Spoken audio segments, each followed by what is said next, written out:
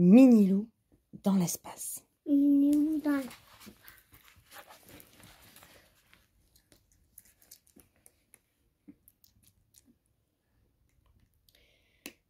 Mamie et Papilou ont invité Minilou et ses amis Luna, Anissé, Minipic et Doudou à passer un séjour extraordinaire chez eux. Les 5 amis se demandent quelle sera la surprise. C'est peut-être un super gâteau au chocolat géant, avec de la chantilly, de la crème à la vanille et des fraises, suggère Anissé le gourmand. En arrivant dans la cour de ses grands-parents, Minilou découvre un nouveau hangar. Il est immense, mais Papilou le prévient tout de suite. Interdiction absolue d'entrer sans mon autorisation.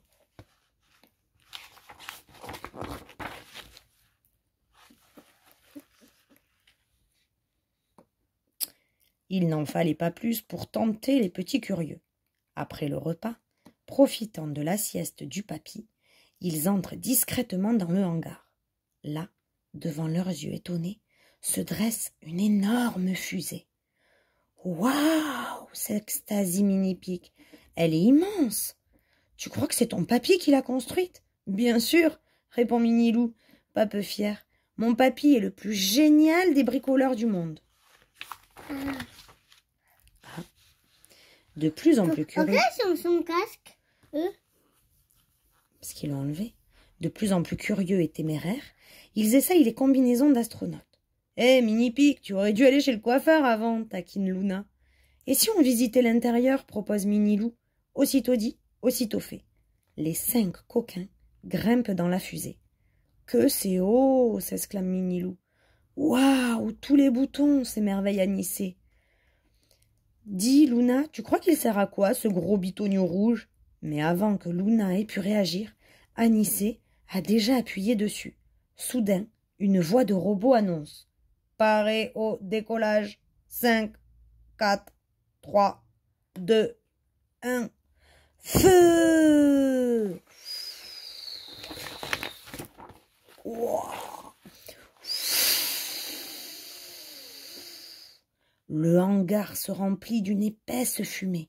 Le toit commence à s'ouvrir et la fusée se met alors à trembler, à grincer, à vibrer, à gronder avant de décoller dans un vacarme assourdissant.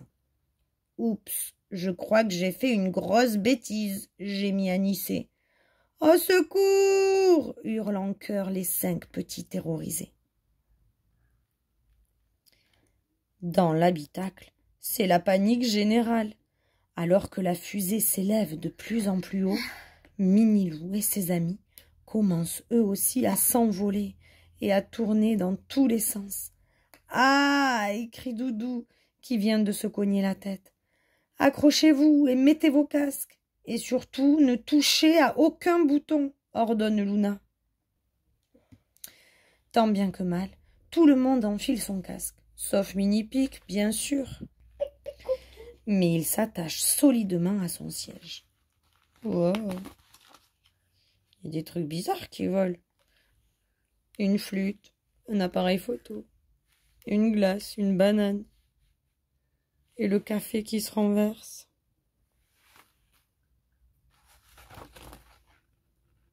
Il y a même un poisson dans le hublot.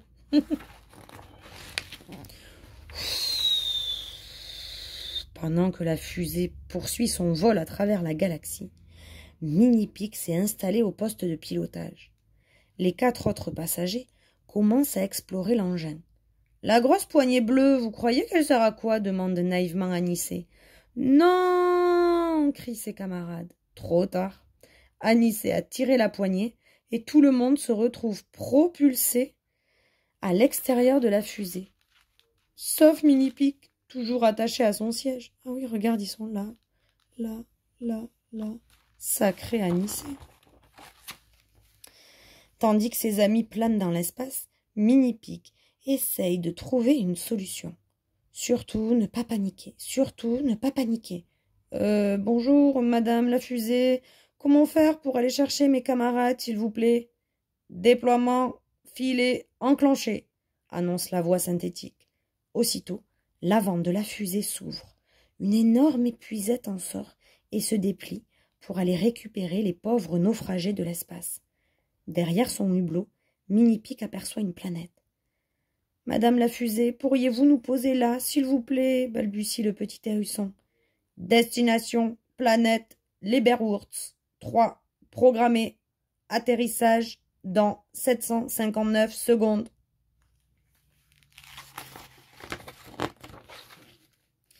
Après quelques instants... Pourquoi il était dans l'espace, eux? Parce qu'ils ont fait décoller la fusée du papy. Ils sont rentrés dans le hangar interdit. La fusée se pose délicatement sur la planète. Atmosphère respirable. Sol stable.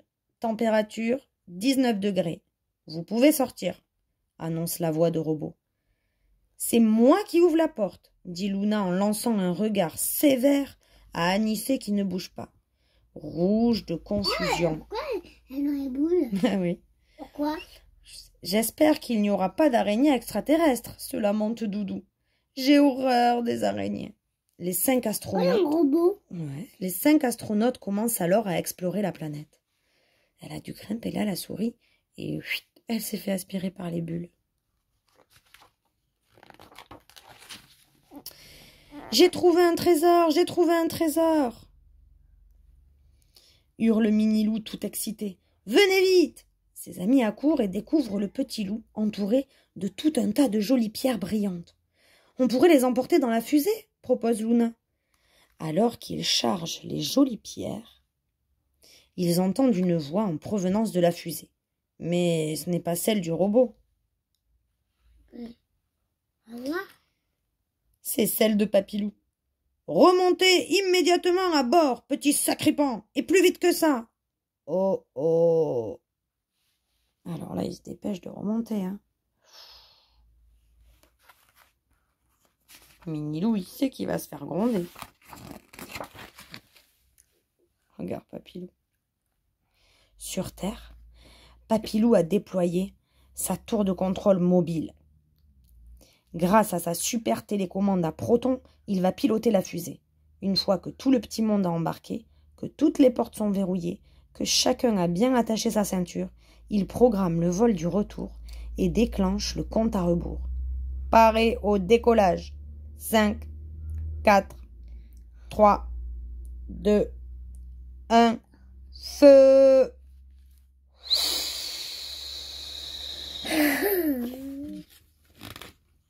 Ah, la poule, elle a eu peur, elle n'était pas prête.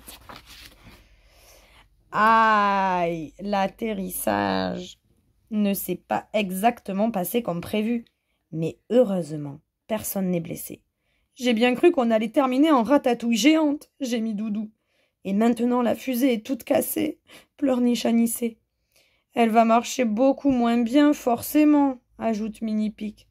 Moi, je crois qu'on va sacrément se faire gronder, prédit Mini-Loup, en voyant arriver ses grands-parents. Mais Mamie et Papilou sont tellement contents d'avoir récupéré les petits sains et saufs qu'ils ne pensent absolument pas à les punir. Oh oh. Après un bon repas et un gros câlin réconfortant de Mamie-Loup, tout le monde est allé se coucher. Il faut bien se remettre des émotions de cette journée que personne n'oubliera jamais. Mais alors que tout le monde dort, autour de la fusée, on entend de drôles de petits bruits. Plop, plop, plop, plop, plop, plop, plop, plop. Une à une, les jolies pierres précieuses s'ouvrent et d'étranges petites bêtes en sortent et sautillent partout. Il y en a qui auront une sacrée surprise à leur réveil.